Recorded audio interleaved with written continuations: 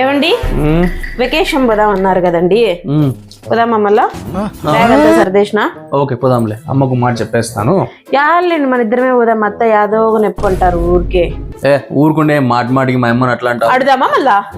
పోదాం పండి, ఇప్పుడు ఏమంటారు? అడుదాం పండి, వెకేషన్ పోదామని ఏమంటారు చూద్దాం. సరేపా చూపిస్తా పండి.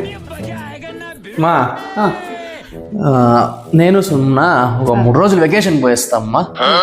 ఉన్నట్టుండి చెప్తే ఎట్లరా? ఇప్పుడు నాకు కాళ్ళ నొప్పులు, తలకాయ నొప్పి, తల తిరుగుతుంది, ఇప్పుడు పోతామంటారు.